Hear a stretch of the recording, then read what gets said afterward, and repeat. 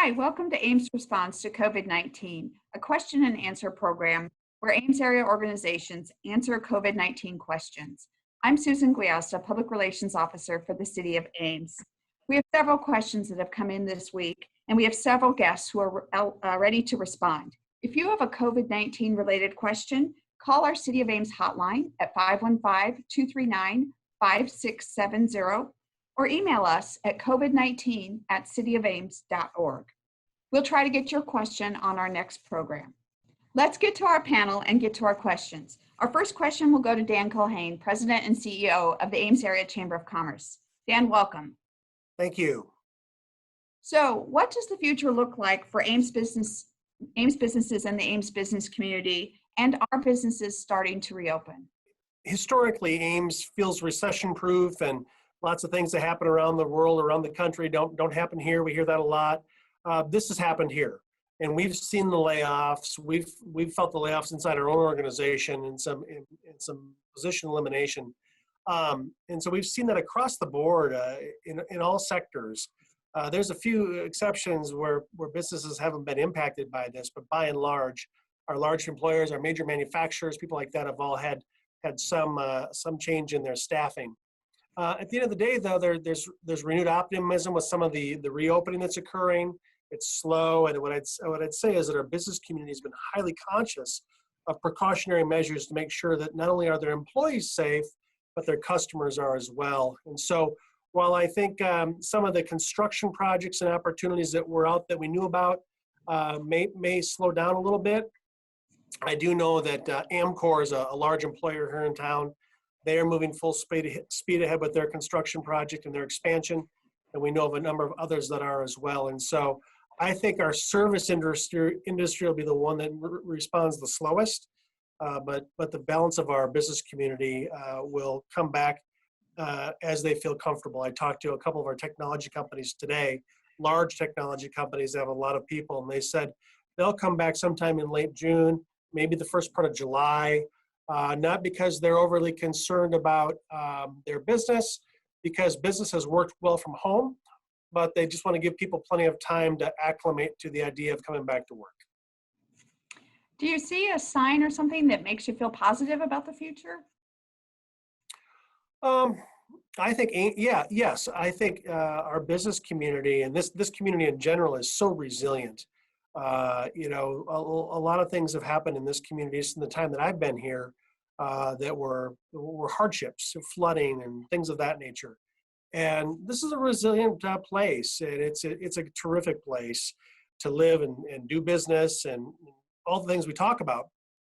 And so I'm confident in the business leaders we have here and the elected leaders and a whole host of folks that are contributing to providing calm and some level of reassurance to others throughout this public health crisis. So I'm encouraged by that. Thanks, Dan. Our next question will go over to Crystal Davis with the Ames Convention and Visitors Bureau. For an organization that kind of relies on hospitality and visitors and guests to Ames, we know that the Ames CVB is hard hit by this pandemic. As we look into the summer, what does it look like for Ames residents we're looking forward to a lot of activities? And if those events are not coming back, do you think we'll see them in 2021? Yeah, thanks, Susan. The summer is going to be a little bit different, a little bit quieter, but no less meaningful. We've got several events that we love to host here in Ames and at ISU, and so some of our events that come in the form of conferences and meetings. We've been working with all of our partners in Iowa State University Conference Planning Management. And while our events are pretty much canceled through the month of July, we can say that we're working towards the future, and almost all of them are coming back and plan to return next year. So we're very excited about that. Local events, particularly the Ames Convention and Visitors Bureau community grant events, a little bit quieter, but most of them are either postponing till fall, where they can kind of gauge the temperature of what's happening, what can they do safely. But the ones that are canceling and postponing till next year, they are coming back. So we're very excited about that. Like Summerfest in Campustown, unfortunately, is canceled, but is back next year. Fly Iowa was going to be this August. It's coming back next August, probably even better than it would be this year. And a lot of our events are taking a creative twist. So can they do the event virtually? Can they have you come pick something up and take it home in a contactless way? 5K on the 4th, put on by our friends at Friendship Park. They're going to do a virtual race instead. So still continuing to try to engage folks, get them to participate. And so we're very excited that while it's a little slower this time right now, people are being great and are going to move forward because they want to be here in Ames and they want to welcome people here. They want to be here. And we're looking at things like Summer Iowa Games. They're going to make a decision next week. We're hopeful to see what they do, but they'll be back next year. And next year is the State Games of America rolled into that as well. So big things coming down the road. You know, it's very hard to look ahead to the summer and see sort of a drought of activity. But as I remind people again and again, the priority is always the health and safety of the participants. And that really has to be the driver. And these decisions are not popular, and we understand that. But I know in your line of work, you know, making sure people are safe is also extremely important. Right. We're all behind that too. We want to be hospitable, welcoming, but we want to be safe and healthy about it. And I will say kudos to all of our community organizers and meeting planners. They are putting things in place to keep their staff healthy. And then when they're ready for visitors to come back to them, some are planning phased openings to like slowly reopen safely. And as well as our conference and meeting planners for those big groups, they're working very hard on what can be virtual, what steps can we do to have an in-person meeting and be safe about it. So as much as we want to have you here, we want you to be safe, and we can't wait till down the road, come a little later. Great, thanks, Crystal. Our last question for this episode will go to City Attorney Mark Lambert. Mark's been very busy interpreting decisions made at federal and state level, and here's the question that we received recently. How do city governments incorporate Governor Kim Reynolds' directives into decision making, and what limitations does the state impose on the City of Ames? And can the city do something different than the state says? Okay, thanks, Susan. Well, the governor has broad authority under the Code of Iowa to issue public health disaster proclamations, and those have the force of law, and so we have to abide by them here at the city, just like the citizens out there have to abide by them.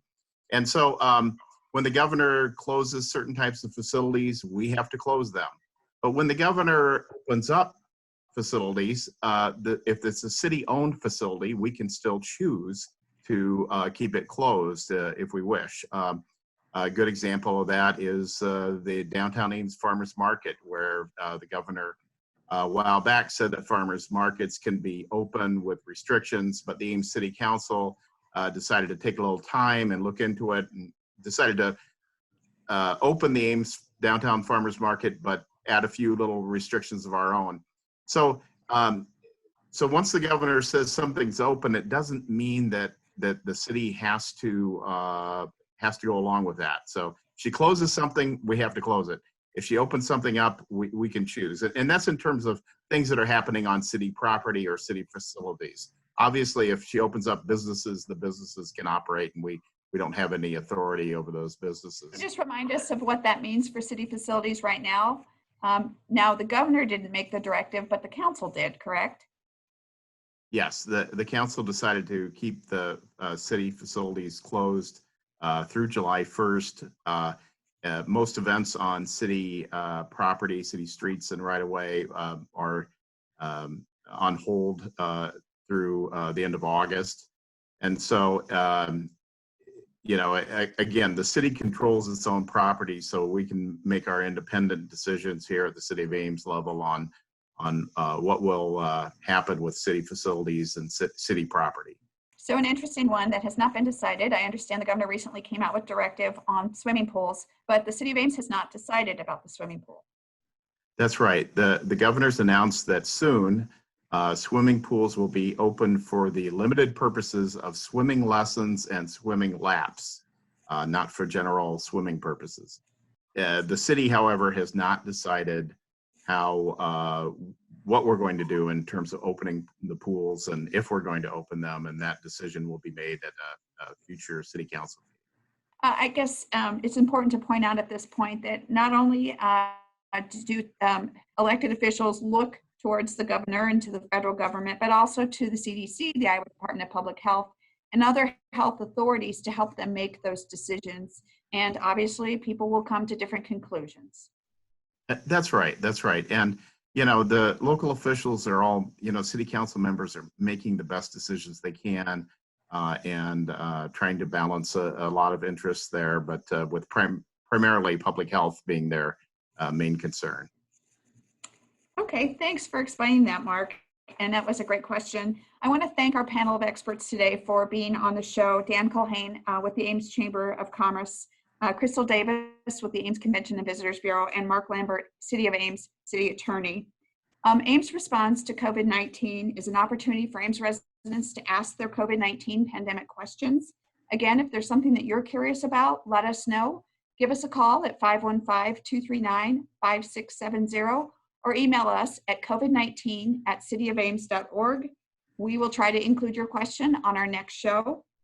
Finally, please remember that we are living in rapidly changing times. The information that we provided to you today is current and accurate as of today, but please remember to continue to check trusted news sources for additional information. Also remember the City of Ames has information on its website at cityofames.org/COVID-19. That's our show. Thanks for watching.